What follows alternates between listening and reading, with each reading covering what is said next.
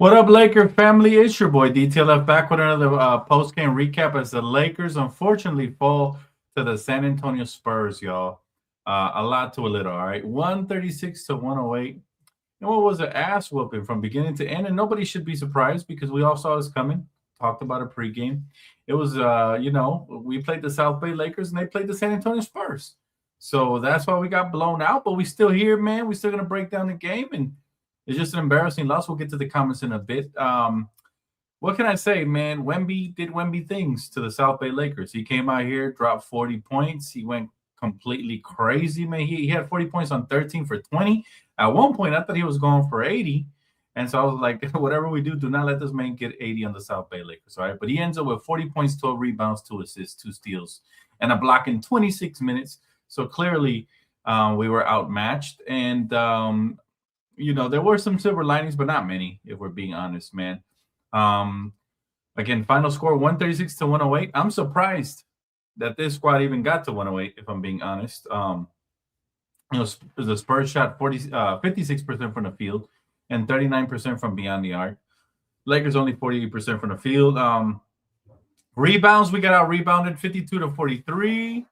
Assist 34 to 23. Spurs all in favor of the Spurs. Steals 13 to 6, and blocks 6 to 2, all in favor of the Spurs. Man, it was an absolute bloodbath, and we never had a chance, family. We never had a chance in this game.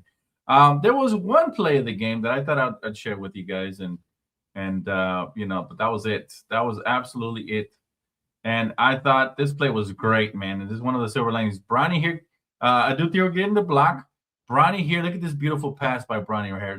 All right, right-handed, okay, across his body to the other side of the rim, on point. Look at Thero, though.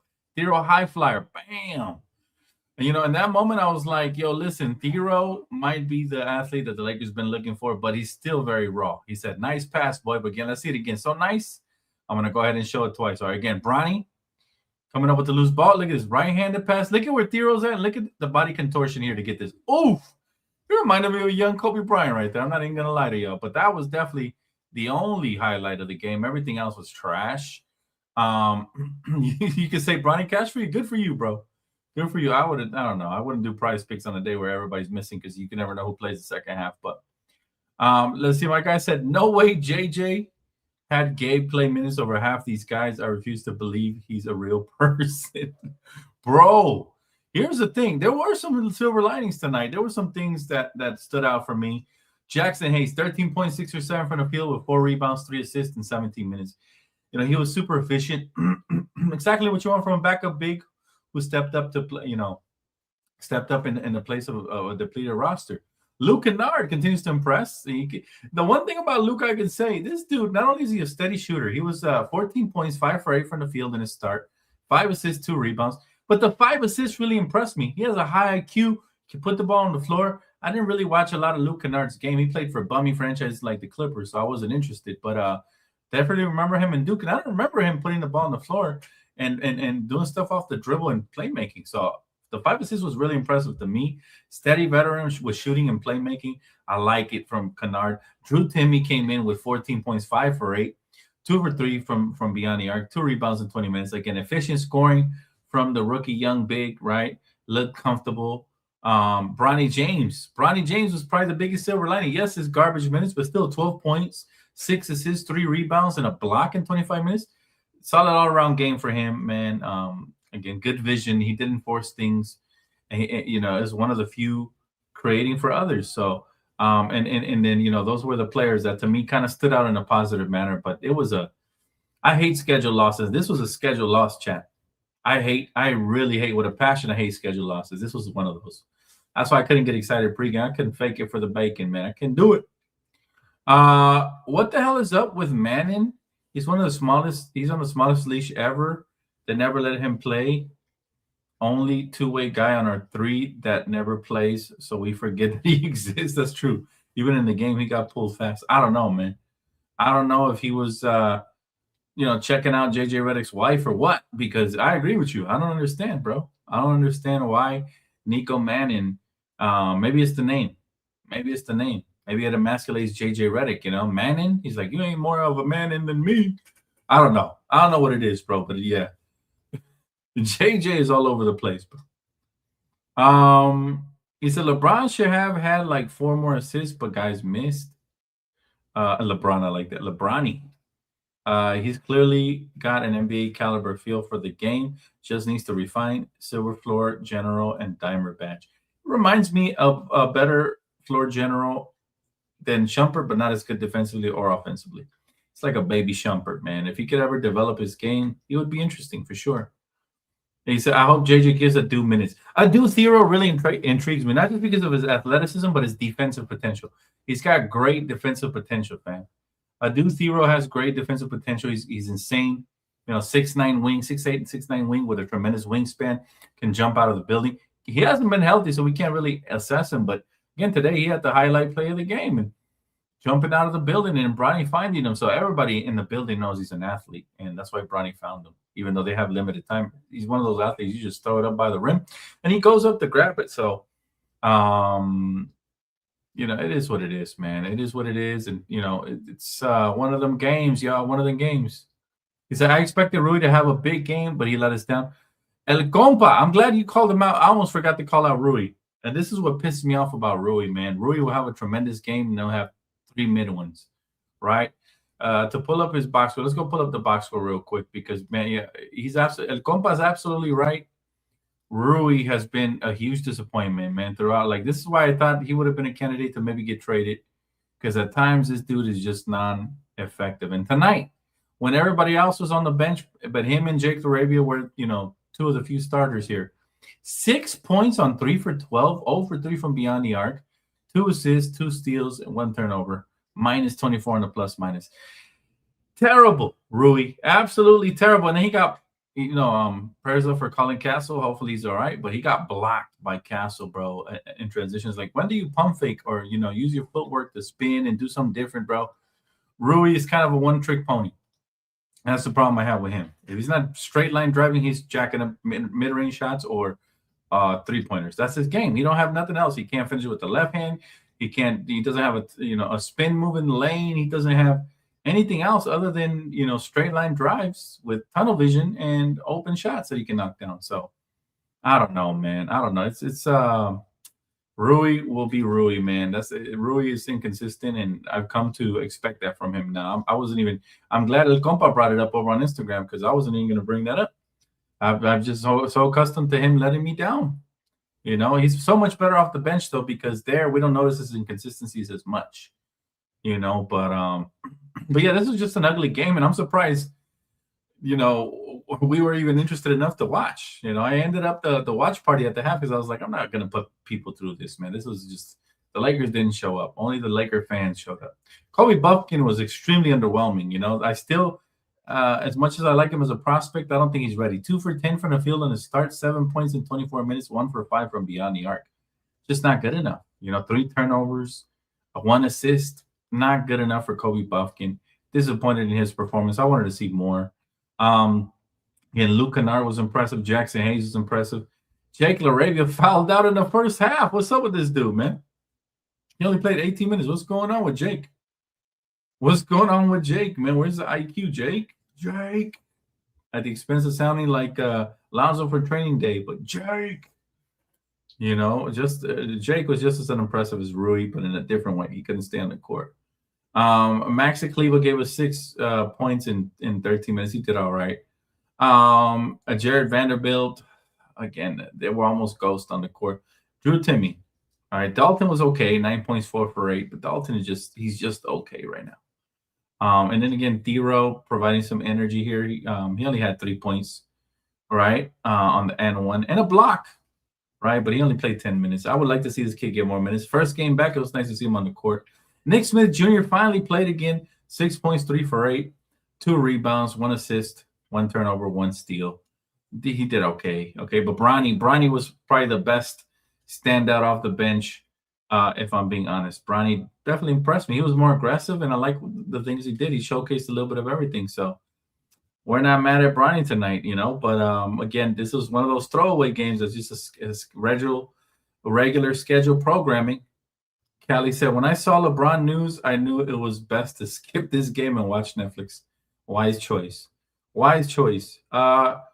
Rui being consistent. Yep. He said Rui just a spot up shooter and a mid range too, defense and not a rebounder either. Yeah, man. And you know what? I'd be shocked if the Lakers sign him for anything less than 10 mil. He's not worth more than 10 mil. He's proven it. 10 mil. And he's probably gonna. If the Lakers do resign him, they might end up giving him 12 to 15, but I wouldn't give that for him, bro. He's too much of a one-trick pony, and he shows it when he wants.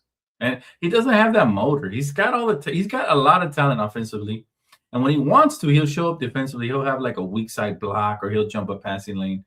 He'll put that athleticism to use from time to time, but he's just not efficient enough for me to get excited about him. Like I don't get excited about Rui. Like, oh, this is a golden opportunity for Rui to go crazy. I know he doesn't have that motor, and so again, disappointing, but it's kind of expected with Rui Hachimura for surely. Again, it was a rough game on the eyes, man. I'm gonna have to go and game on some 2K tonight just to kind of cleanse my palate, but. It was a rough game on the eyes, man, and it is what it is. We expected it. It is the Spurs. Credit to them; they're a really good team this year. They're actually a contender in the West. I don't know about an overall NBA contender, but in the West, they're the biggest threat, in my opinion, to the Thunder, and you can see why. They have athletes. They have a lot of speed with guys like Castle, guys like De'Aaron Fox, Harper. They got a lot of speed. They got athleticism. They got wing depth. Like what don't they have? Right? They're well coached. They're disciplined and. So credit to them, man. We're lacking in a lot of different departments. We didn't care about this game. Guys didn't show up. You know what I'm saying? Like it was a fucking prom dance or something. Like it was optional. Yeah, it's just unfortunate. They punted away the game. They might as well punt away the season. I'm starting to think, guys, if we're gonna take this type of approach to it, maybe it's better off we tank. Miss the playoffs, because if we're going to make the first round and get eliminated again and get a freaking 16th, 17th, or 18th draft pick, it's kind of a waste. Might as well go into the lottery and get a chance at a top pick. It's a deep draft. Could change our future, right? I don't know what to think anymore, man. Lakers, we don't tank, but I'm just being too negative based off of this game. But I'll tell you, man, it was disappointing to see Austin Reeves sit. DeAndre Ayton, like, come on, man. Reeves been sitting for damn near 2 months.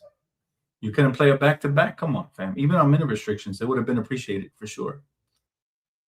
He said only half the game out the play-in, can't be messing around in the West. That's what I'm saying, Art. If they're going to be skipping games that they don't feel like playing, what are they going to skip the Dallas Maverick game too? I forgot. Listen, I thought we punted away the game and we're heading into All-Star break. Turns out we still got another game versus Dallas on Thursday. I'm pretty sure somebody's going to play, right? But yeah, like I said, man, the Lakers right now, I don't know what we're doing, fam. I don't know what we're doing right now. Let's see. Now see why the last team gave up on him. Ain't be elite since college. I don't understand how you have that talent, because DeAndre Ayton has some real talent. He's got some real talent, man. He's got some real talent, but I don't know. Same thing with Rui. Got some real talent. Don't have the motor. There's a lot of people.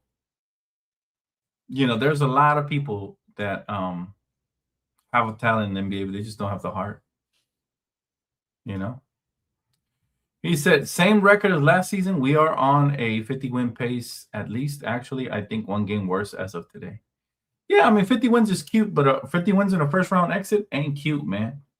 And if the Lakers – my biggest issue is one player comes back, another one gets injured. Like, we haven't had 10 games of LeBron, Luka, and Austin. How are we supposed to build chemistry and get better to maybe make a deep run in the postseason, It's unfortunate, man, but hey, it is what it is. This is the cards we're dealt with this season. And, I hate the schedule makers. I really do. And I understand LeBron and Luka missing. LeBron for age and Luka for injury. But the rest, Ayton, Austin, where the rest go, man? What's up, Dan? I'm cleaning my palate with vodka after this beatdown. I feel you, Mr. Vic. Stay safe, brother. Don't drive. Enjoy, man. Enjoy, brother. If Luka doesn't play versus Dallas, there's a decent chance he doesn't play at the All-Star game. I much prefer that. Show me you're really hurt, man. I'm not denying that he's hurt, but show me that you're not going to make an effort for this half-assed All-Star game that a lot of people don't even care about watching because they don't put effort. over a Laker game. I would much rather he sit it out, bro, if I'm being honest. Like, yeah, go over there, wave to the crowd. You made the All-Star. Congratulations. Your paycheck on your next contract is going to look nicer because you're adding to your resume. Great. You don't got to play, bro. It's not like, it's not like the All-Star game is that important. Although I will say this one has a chance of being more competitive, and I will be covering it. I will be doing a post game after All-Star on here, and I'll be doing the live watch party and all that. Just because it has a chance, the world versus USA players, I'm more interested in that. I don't like, however, how they split them to 3 teams. I hate that. I hate that format. I wish they would have put all the USA players on one team, the world players on another team, and that's it. But is I'm not worried about the playoffs yet because we don't know our matchup. I don't think this team is anything more than a second round team on average. Favorable matchups, maybe 8 Western Conference Finals. And right now, bro, we don't know what this team is because we haven't seen much of the big 3 play together. They can change everything. If they come in and they start clicking, they can go on a little, 7 to 10 game win streak. Things could change. The standings can turn around. But that's wishful thinking right now because the Lakers haven't shown much interest. They've been taking turns in showing interest. One night, one player shows interest. The next night, another player shows interest. But it's just disheartening to see certain players sit tonight knowing that all these games are important. It's like we don't have that fighter spirit in us, man. And it sucks. We've lost in the first round the last couple years, and it's been an embarrassment because our standard is higher than that. So it won't be a first round out unless it's a bad matchup, same as last year. Even a second round matchup doesn't impress me, man. This isn't a franchise that builds its hype on winning one playoff series, right? That's an underachievement. Anything short of NBA Finals appearance is especially for the star power you have, is going to be underwhelming. And even if it sounds unrealistic, because it is the West, but I'm just being honest, man. Anything short of a Finals appearance is going to be underwhelming. I wasn't even satisfied when we went with Darvin Ham to the Western Conference Finals and basically got gentlemen swept. That was embarrassing in itself, So I don't know. This team, they leave a lot to be desired, man. And they're always hurt. And here we go again with the same problems. It's the first time Luka leads in votes. I think he will want to show his appreciation personally, but you don't mess around with the hamstring injuries. He can show his appreciation by staying healthy and finishing out the season strong. I think real Luka fans will appreciate that more in a deep playoff run rather than him risking injury at an all-star keyword week, all-star weekend. Because this should be weak, man. It's been like 3 to 5 years of this shit's been weak. Every year. If the best event is a 3-point shootout, that's a problem. Okay. I've gone all the times when we have Vince Carter, Dominique Wilkins, Michael Jordan at the dunk contest. Now we got Jackson Hayes. No disrespect. I'm excited to see a Laker there, but if he's the headliner, we got issues. If a backup bench center, who by the way is super explosive, but I just don't know how to. I fear that it'll translate bad to the dunk contest. Just like, who remembers when Shannon Brown went to the dunk contest? That was embarrassing. This dude was doing regular ass in-game dunks. So I hope he doesn't embarrass us Laker fans, man. Jackson Hayes, we've been through enough already, man. Enough embarrassment. If he's going to put on, he better represent, especially here in the city of LA. Although I don't see too much competition in there, but again, we'll see. Well, the last thing we want is a mid-off. The last good dunk contest we had, well, Mac McClung's been doing a good job of, keeping it alive, but the real last good dunk contest we had was the Aaron Gordon versus Zach LaVine. And Dwayne Wade ruined that because Aaron Gordon didn't want to join anymore after he got robbed. So, that was an insane one. But yeah, my prediction isn't about the big 3. It's about the lack of two-way depth. We give JJ a lot of grief, but he's got a hard puzzle to solve that all other contenders don't have. Yeah, again, the more and more we punt games like these away, it starts feeling like a stopgap year. And I hope I'm wrong, and I hope the Lakers actually play with energy in the second half of the season, which is after the All-Star break. But, man, games like these are disheartening, man. We just punted it away like it was a preseason game. I hate that. Yeah, but they re-signed the team this year being faded to be underwhelming. So it is what it is. I don't think so, man. I think a lot of us were excited to see what we're capable of. We're finally going to get a healthy Vandal this year. We had Austin Reeves that was poised for a breakout, which he did. This is one of LeBron's final years here, and we knew Luka was going to come in with the MVP-style numbers. All of that is happening. The problem is the role players have been inconsistent. The coaching rotations have been inconsistent. Even you said, how did some of these guys play over, Gabe. I agree with you. So that's what we call out JJ. I don't want to. Yeah, we could have did more at the trade deadline. We didn't. But this has nothing to do with it. This is all just them punting the game away after losing a tough one yesterday. Yesterday we competed for about 2 quarters, and the fourth we punted it away. Today we didn't compete at all. So we're going from bad to worse, man. Rob has a tough job. Revamping this roster will not be easy. Lack of options on the market. Real chance he resigns a good portion of the guys. Oh man, yeah, we're not trying to see Rui Hachimura on a $50 million 3-year deal. Fuck no, man. Fuck no. Rui's gonna resign here. He better take a fucking pay cut. You better take the pay cut LeBron's not taking. He better come over here with a 4-year, $20 million deal the way he's playing. That's what he's worth, if I'm being honest. At best, I'll give him a 3-year, $20 million deal. Anything over that, he's overpaid. I'm sorry. And you're right. If Rob Pelinka does that, he's on a one-way ticket to hell, man. Straight to hell. No return. Do not pass go. Do not collect $100. None of that shit. Because if your ass is having a big splash off season of re-signing Rui Hachimura at $50 million for 4 years, I'm gonna throw a fit, bro. This motherfucker does not deserve the $15 million or whatever a year. He does not. He does not. Okay. Glad I got that off my chest. Glad we all feel better now. So yeah, that was mostly just about lack of deadline moves. Nah. See, the biggest move we're gonna make this offseason is fire Rob Pelinka, or at least turn him into the popcorn boy if he continues making lack of moves like this. He sucks at building up role players, man. He sucks at adding the pieces that fit next to these stars. He stinks at it. Let's be honest, man. When was the last time Rob Pelinka put the right complementary pieces around the Lakers to win a chip, or at least to compete? 2019, 2020. When we won the chip. That's it. He had one good offseason, added Rondo, Dwight, JaVale, all these guys who had veteran leadership. He had the size to go alongside AD. We had the depth with Kuz, with all the guys that were already on the roster, and we won a fucking championship. And ever since then, his blueprint has been stupid. He's done a 180 and gone the other way. He's a blind man walking. He keeps getting 6'2" midgets like Gabe and turning his back on size. He's turning his back on size, man. I don't know. It bothers me. Rob really bothers me. I think he's had enough excuses already.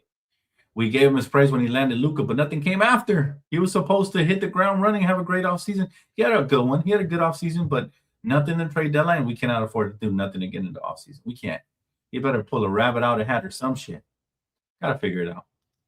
He said, for example, Marcus is on our books for $5 million, but he's actually making roughly $20 million because of his last team is still paying him. He will most likely opt out and ask for a raise from us. Well, Marcus, if he was smart, he wouldn't do that, because the Lakers are going to show him the door. They're going to be like, listen, man, how old are you again? You want a raise, motherfucker? You want a raise when you belong in a retirement home? You know what I'm saying? Here's your raise, No, we're going to pull out the wheelchair for his ass and wheel him right out if he asks for a raise. Lakers got to be like that, man. If we want to win a championship, we cannot afford to give all the free agency money.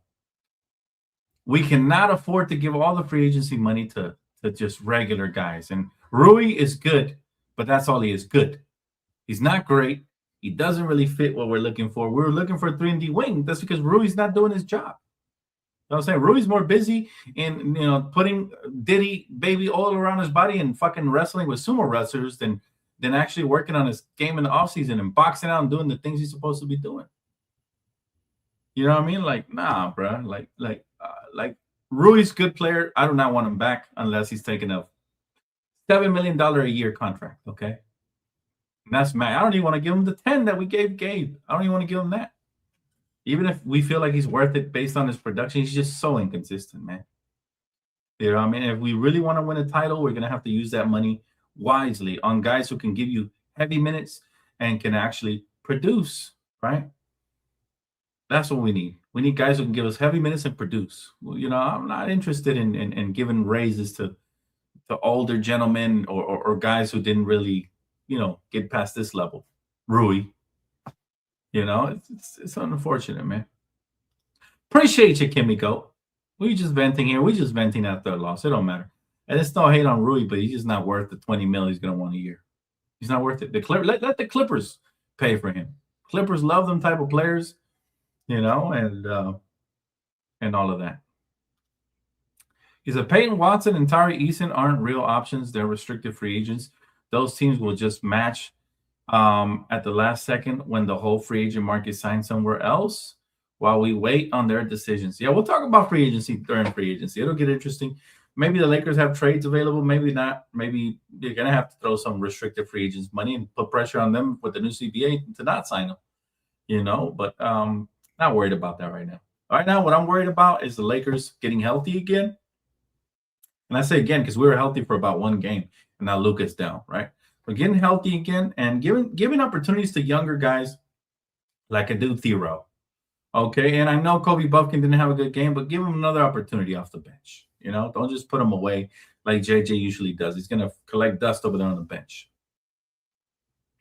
We'll go from there. He said Rui does not rumble. That's funny, Mark. Rui probably getting 13. He's only on 17 now. Hard to dip him much more. He's a force multiplier with his efficient shooting with Luka, to be fair. Man, take that 13 and cut it in half, then round up. That's how much you should get, okay? Take that 13, cut it in half, and round up, okay? And that's maximum. All right, that's about 10 mil. That's about 10 mil. And that's the max. He gets anything more than 10 mil, then Rob Pelinka needs to get fired, rehired, fired again. All right? He needs to get a new contract voided and stamped, and he needs to get shipped out of here if that's what he's going to do. If he's going to spend his money on players that are already here that aren't helping the team much, nah. Good question. What about you, Dan? Do you trust Rob to build our next team? Absolutely not. You know who I trust? Mark Walter. I think Mark Walter has to be heavily involved. Whether Rob is still there or not, I think Mark Walter has to make these decisions, man. And they need to stop being scared of taking gambles. You have to take gambles. I know the Russell Westbrook one didn't pan out, but they need to take gambles, I would say this. Like, a gamble would have been like signing Cam Thomas. Like, we could have used the bucket getter in this game. Let him, cut him loose, let him go for 25 plus. Make it interesting. Right? Lakers were trying to make it semi-interesting in the fourth, but it was just fool's gold. We could have used somebody like that. They got to take gambles. Stop being scared. I know Russell Westbrook, they still have nightmares about him, but they got to figure it out, man. Figure it out. Do not be scared. 13 or 14 is the mid-level exception. Well, fuck it. Rui's not worth that. Give this sucker 10. Or give him 10. Give him 10. Be like, Rui, you didn't work on your handles. You didn't work on your defense, and you don't box out. The only thing you box out is sumo wrestlers when they're trying to get to your food, man. That's it. Give this motherfucker 10 mil and be like, and be happy we gave you that because you're on the Lakers. All right, go make the rest off of commercials or some shit. Like, nah, bro. I'm not giving this guy more than 10. If they give him more than 10, man, I'm going to want Rob Pelinka's head on a platter, all right, this offseason. He needs to get cut immediately. All right, they need to cut him off the roster like he was gangrene. All right, immediately before he continues to spread like a virus. I'm dead serious, man. It's about time we start making impact moves. I'm tired of these little margin in the middle of the desert with the water conversations he'd be having. We need some real conversations. The real conversations are, what does Luka and Austin need built around them to compete for titles? So they have the potential to be the best backcourt in the NBA. They have that potential. They showed it early on. They have the potential. So what do we need? We need athletes. You got a couple of them on the roster. You got a dude Thero. I really like him for the future. I don't know if he'll ever develop. He's still very raw, but I like his potential. All right, if he develops, maybe that's one athlete there. You're going to need some size and lob threats. You got Jackson Hayes, but again, he's a bench player. We need a starting caliber center who can catch lobs and do stuff. Somebody like Jared Allen, and rim protector, a real rim protector who doesn't always get in foul trouble. All right. Worst case scenario, if he's healthy, then maybe we go for Walker Kessler in the offseason, right? Something like that. So again, they have to build and try to get impact players around Luka and Austin. And go for a wing, a 3-and-D wing, somebody like PJ Washington, who absolutely does not fit what the Mavericks are doing. Go for that. Do that. There's Hartstein. That's another good one. Thank you, Mark. See, even the fans have more of a pulse on this team than Rob Pelinka. Rob Pelinka is over here in Disneyland, man. Coming up with new analogies. He's over here at Chat GPT new analogies. Oh, acquiring Kobe Buffkin is like sand in the middle of the beach. It's necessary. It's like, come on, man. I don't want to hear this shit. I'm tired, Rob. We're tired, bro. He said, I wouldn't be opposed to Rob actually getting someone new. I think that's what it is. We just tired of seeing the same faces that don't work. Absolutely. Absolutely.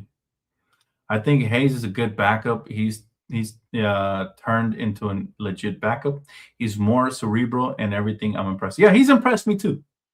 Sideshow Bob has impressed me too, and he's most importantly, he's keeping his hands to himself. He's no longer punching random girls around in the middle of the street. So, that's the most impressive part. That's where his biggest growth is. But if I listen, I want to see what his competitive spirit is. So if I'm Rob Pelinka, I'm like, you want a new contract? Win the dunk contest, man. Show me you want it, bro. Show me you want it. You might say, well, the dunk contest has nothing to do with the Lakers. He's representing the Lakers in LA, man. He better not embarrass us. That's all I'm gonna say. I'm gonna be live on primetime TV if he embarrasses us. I'm gonna call him out. The better question is, who on this current roster is back next year? That is content for the summer. That is content for the offseason. Whenever our playoff run ends, that is when that content drops, my friend. And I would love for you to join me as a guest, and we could break it down together. All that good stuff, man. That is great content for the summer. He said Dort will be a real option. OKC will have to let one of those guys go. There's an option, even though he's a dork, I wouldn't mind having Lou Dort. A pretty decent piece for sure. Pretty decent. Nothing crazy, but pretty decent piece, And again, we got to be smart, man, because it's going to be hard once we lose LeBron. Those minutes, who do they go to, and who's going to step up and give you half of that production? Not even half, right? So you got to think about that. Yeah, that's what I'm saying, D, for you. It's still an upgrade from keeping his hands against hitting girls. Saw the mascot layered up, bro. It's crazy, bro. There's something really wrong with you, Jackson Hayes. You got a mascot out here trying to cash in on your ass, bro. You got to be more mature than that. Seriously. I actually feel sorry for the Jackson Hayes. He's going to have to get sued by a mascot. That's history in the making. It's got to be. I don't think that's ever happened before, right? I don't think that's ever happened before. But, that's got to be history in the making, man. Jackson Hayes is an interesting character for sure. He said, would you take Nikolai Vucevic? He's an unrestricted free agent. Depends on the asking price, Art, and what else is available. I prefer somebody more athletic to go alongside Luka personally. This year, if he was the upgrade to Ayton, I would have took him, but I don't know about next year. He'll be 36 next year. He's getting less athletic and all that good stuff. Like, man. He said, yeah, OKC has team options on 4 young guys who are all good. Wallace, McCain, Toppich, etc. OKC is going to be a problem for years to come. I never thought I'd find myself rooting for the Clippers, and I'm not. But I hope they finish with a better record than they currently have. That way OKC doesn't get a lottery pick. Because if OKC gets a lottery pick, the league is in trouble. This is a very deep draft. And even in the late teens to 20s, the league could still be in trouble because Sam Presti does a great job of drafting young talent. And so whoever they acquire is, they're just adding to it's like Thanos with the 6th Infinity Stone. Like, damn, you run out of one hand, now you got another one on the other? And how much help does Shea Gilgeous and the refs need? At the end of the day, man, the Clippers just really screwed the league over by just handing them a dynasty basically in the making. Basically. And I hope that somebody can stop the dynasty. I hope it's the Lakers, but somebody that's in their rear view right now, that's the San Antonio Spurs who just beat us. So maybe they're the only hope for the league to stop whatever dynasty that they're trying to build. So again, it'll get interesting, guys. But I thought this was the last game that the Lakers played before All-Star break, and I guess it's not. Thursday we play with Dallas. I hope they show up then. I hope they feel like working that day. Nobody calls in sick, hopefully. Bunch of big babies. And, hopefully we can compete. That is going to wrap it up for me here tonight, guys. Thank you guys so much for tuning in. Even though this was a boring as shit game, and we all knew it was going to be, man, we still have plenty of people in here participating, chopping it up. And as always, we're very passionate about our team regardless. So I do appreciate you guys. And I'll tell you guys this, man. This is probably the boringest game of the year, but it had some, it had a highlight like the Dude Dero dunk and stuff like that. So for me, I mean, I was just watching to see if there's any silver linings, right? Again, that wraps it up for me, guys. I will cover the game on Thursday, followed by All-Star Weekend. So stay tapped in, man, and I'll catch you guys then, all right? Enjoy the rest of your night, guys.